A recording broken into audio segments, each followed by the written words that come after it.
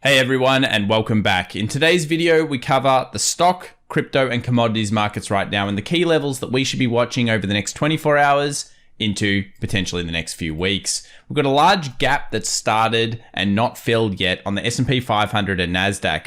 The FOMC statement is now out for last month's meeting, and we know that the market has just hit a level of incredible importance that we discussed in the previous video. So is it time now that the market goes bullish for April, or is it about to get incredibly bad? Stay tuned as we cover off today. See you soon.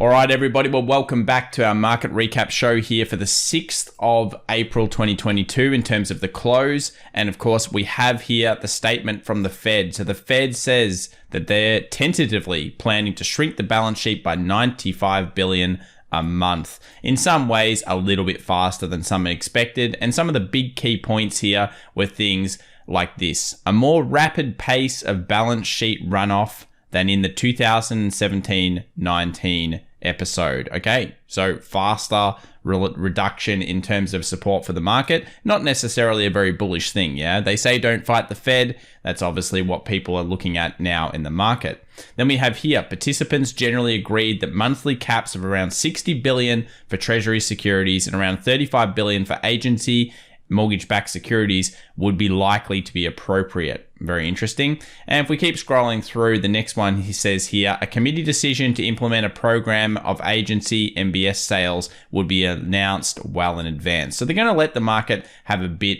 of an idea here.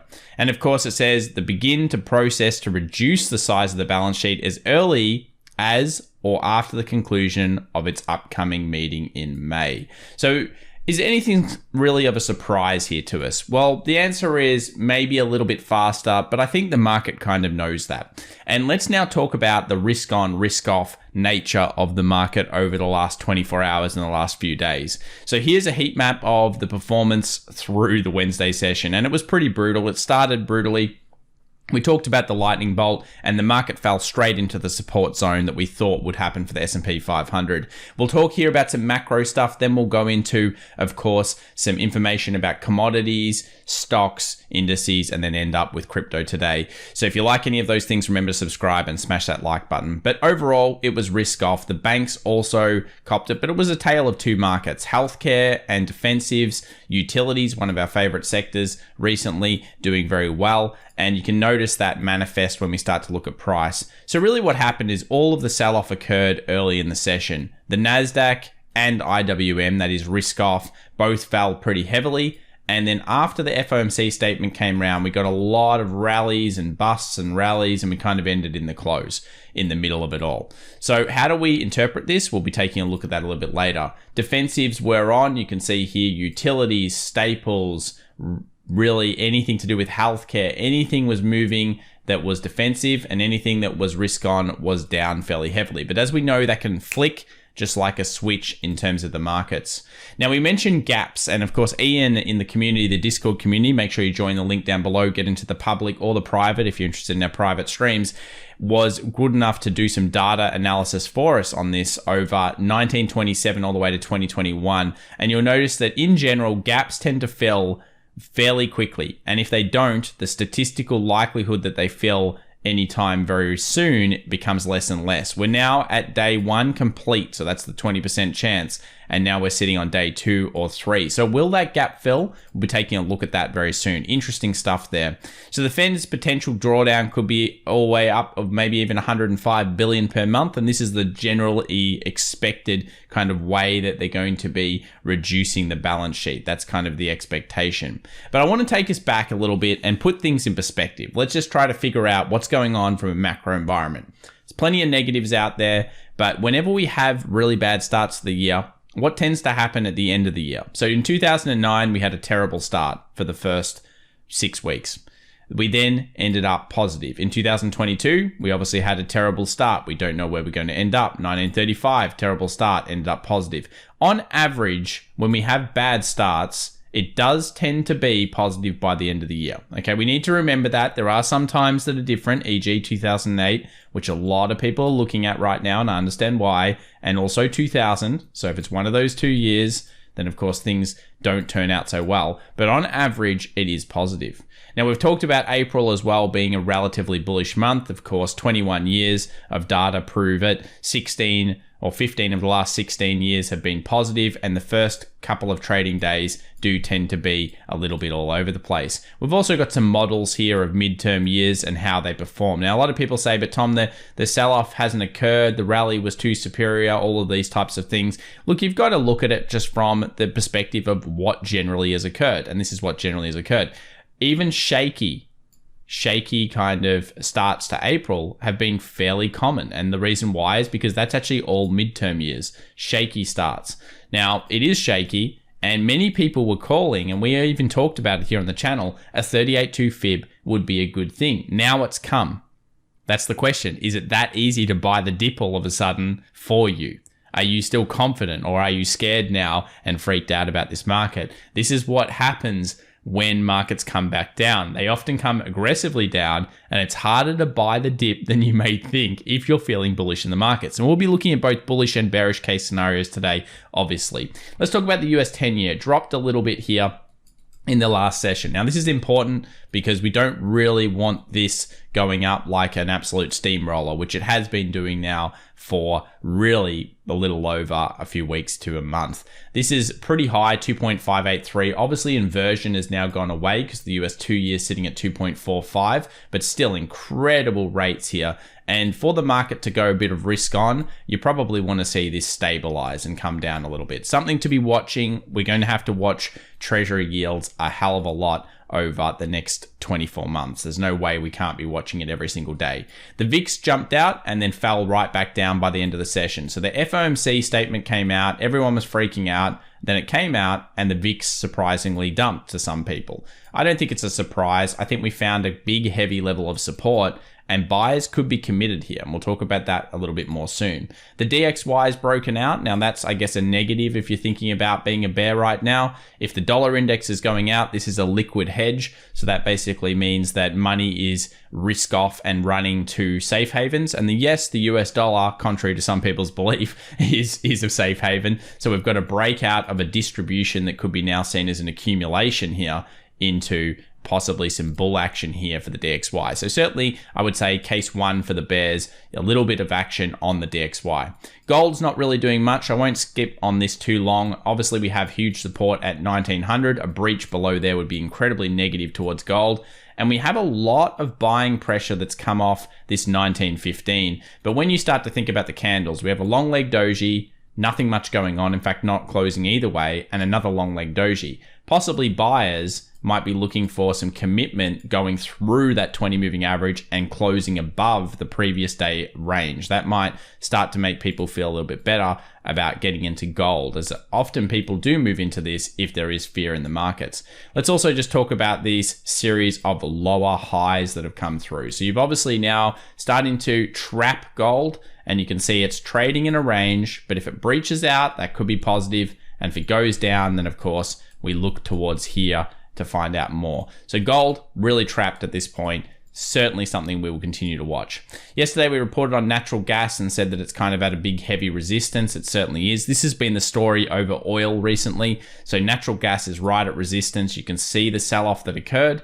It's probably going to coil around here. If it does come back down to mean reversion, that is the 20 moving average exponential, then that's going to be a zone or a point where some people are going to look towards buying natural gas. I mean, if you look at it on a weekly, it's pretty behind where it's been in the past. I mean, it is right back where it was in 1410 and everything, but a lot of people don't know that natural gas went ballistic back in the early 2000s, especially during inflationary times near the end there. So that was a pretty big one.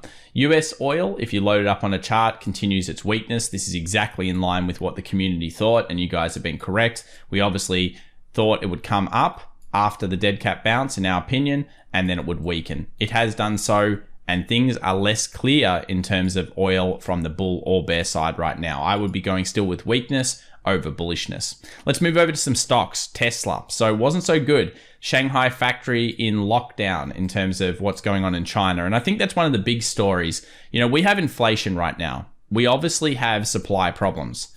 If China continues to lock down provinces, what's going to happen? Unfortunately, supply problems are going to increase. A big portion of, I think, why the market's down here is that reasoning. You can disagree with me. Absolutely let me know why you think it's down. You can probably find 50 reasons down and 50 reasons up. That's usually how the market kind of works. But we do have supply shock issues here. And one thing about supply shock issues is once they turn around, which eventually they will. It's like, remember that Suez Canal, like I think the barge or something was stuck in the canal, and the market actually dropped off that. They're known things. If the market drops off that, it's a shock reaction. Obviously, you're looking towards the buy side there. In this case, how long will they be shut down? How many supply problems are they going to have as they still move towards this COVID zero policy, which is probably impossible over there. I mean, it's just not going to happen. So we've got a gap fill. That's a positive thing, I guess, for Tesla traders, but it's not as clear as I guess it was. I mean, obviously a breakout up here was a pretty big deal, but I'll show you one thing that certainly has happened to Tesla traders this week. They've been trapped into a lot of call options, and I mean specifically around these 1200 strikes. Look how big that 1200 strike is. It's huge. So the market participants, and especially retail traders, were really looking at, I don't think just getting to 1200, they were looking for breaking that level, which seemed unlikely at the start of this week. So yes, a lot of options expiring here, and we will go through some more options today at that level. And then we've got a little bit around the 1150, and then all the way down to around 1000 is where we have a huge amount of puts. So stuck in this zone actually makes a lot of sense coming to the close of the week, stuck between that 1000 above. 1000 should act, though, you would think, as some huge buying pressure for something like Tesla. Let's move over to Apple. Usually it shows us a bit of a barometer on how the strength is really in terms of the market, and Apple here is a long leg doji. So it's like, you know what, I don't know what's going on really in the market. I want to see more for commitment either way. It's at the 20 moving average. That is the red line. It's a long leg doji, a high, a low, an open, and a close. So I'd say Apple is neutral at this point. And of course, closure above bullish, especially coupled with what we're going to look at in the indices soon, could be very, very bullish. Let's talk about some of the other markets though. The DAX, it hit our level of support. 14,000 was where we had yesterday's. I haven't made any, adjustments to any of this or anything. So we had that rejection. And we know that this is a very critical week in terms of the closure. And we hit 14,000. So let's just look at this on a 2-hour chart quickly. And you'll notice that resistance was all over here, 14,000. So it's really now or never for some of these markets. Down, down, same distance, very important. Let's take a look at the weekly now. So the weekly, if it closed like this, is incredibly negative towards the markets. Because not only have you come back up and tested the support being resistance in terms of Wyckoff, but you've got a rejection candle and then you've got a follow through. That's not good.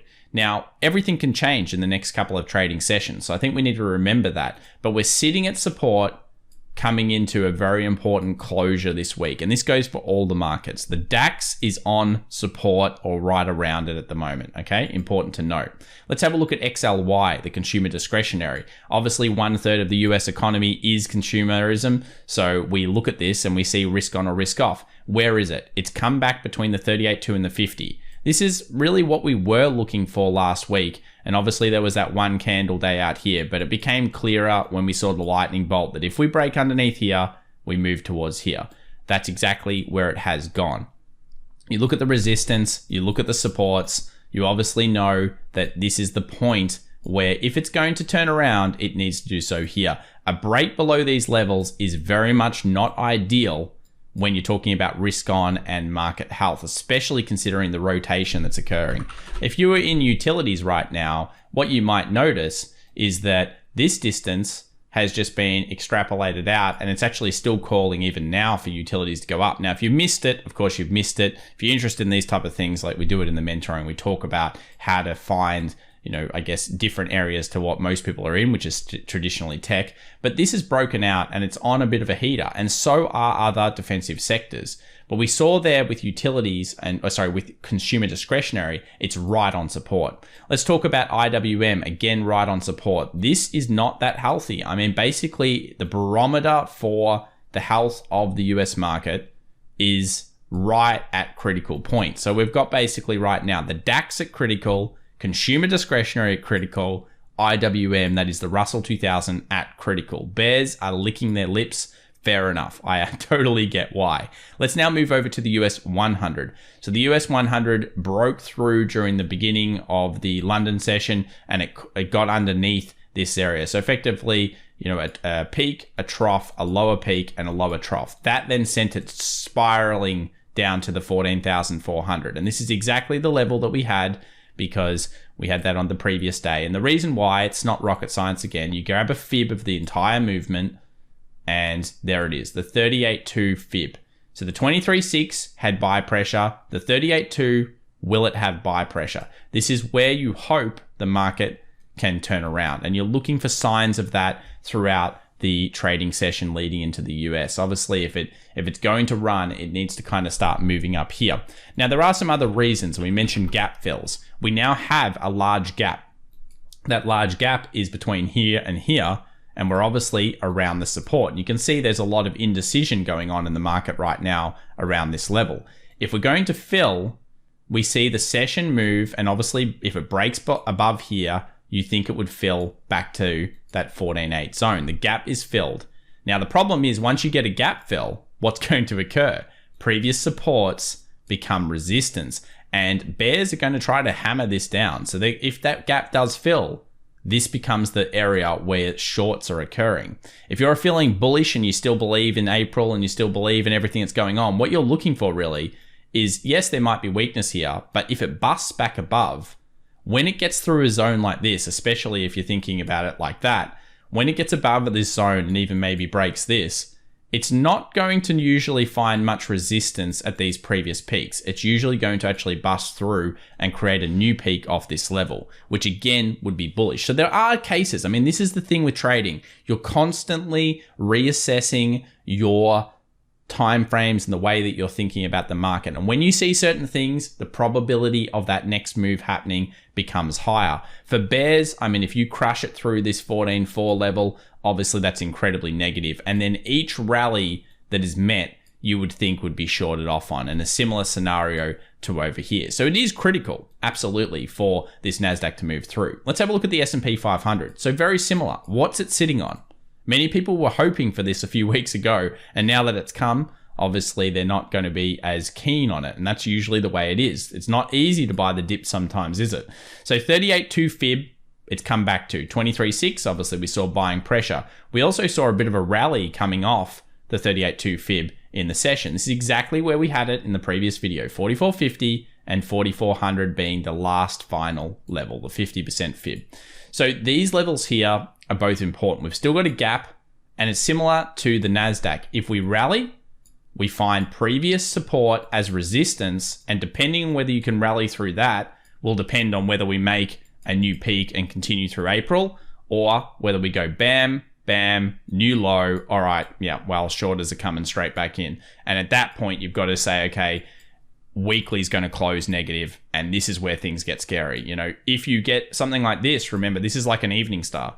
Here's the bullish candle, here's the bearish candle, and here could be the evening star should it occur. I don't fight evening stars. Why would you? That would not be a good idea. You have a theory, but when things confirm and they start to flow through, that's where things change. So it is really now or never in some ways for this market in terms of the bullishness. What do you think in the comments down below though? I'd be really interested to see what people's opinions are. Obviously, I hope you've been enjoying the content, and if you're interested, continue to subscribe, and of course, click that like button if you find value in today's video. Let's talk about max pain. Why does this make sense? 452.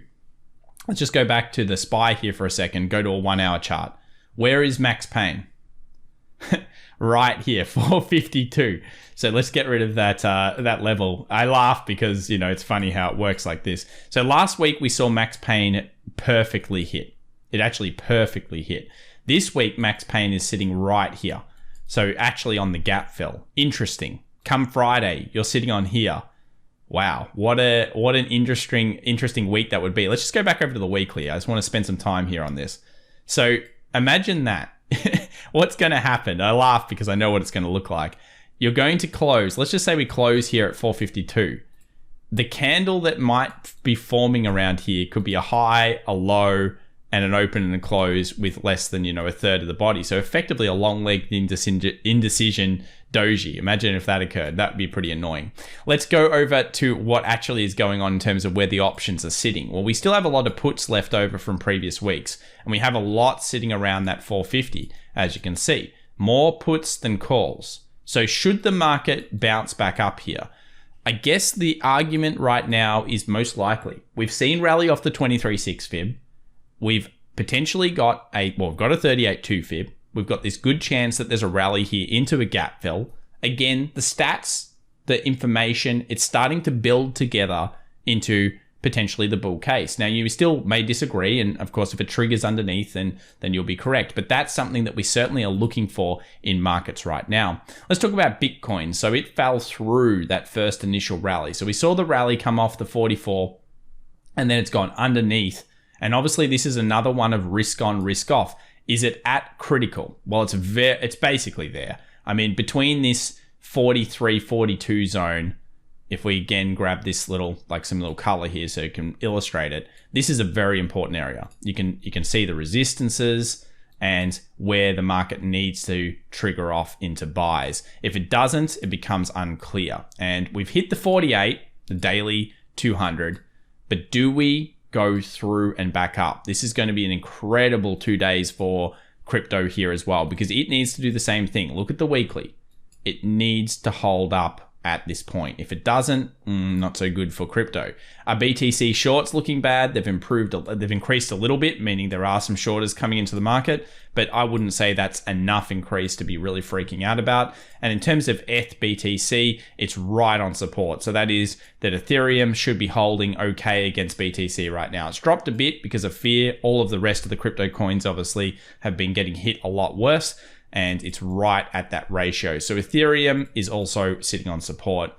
If you haven't already, please consider following us over at FX Evolution. We do share a whole bunch of information, including some interesting stats that has been filled from the Discord community. We've got a great Discord community. The guys were really on the short on Tuesday as well in terms of when they saw the reaction by the market. They were really over that. So I'll give them a congratulations on the day. So jump into the Discord community, get involved in the community, some great people there. And in terms of news for the rest of the week, there's not really too much. So the FOMC meeting minutes has happened. We're now going to be allowed to see what happens with the markets. But I will say one thing, old Bullard's coming out here in Yellen, but specifically Bullard, 9 a.m. Thursday on the New York time. And you know what he is. He'll be calling for 5,000 hikes in about two minutes if he could have it. So thanks so much for watching. Subscribe if you'd like to, and give us a like, and we'll see you in the next one. Bye for now.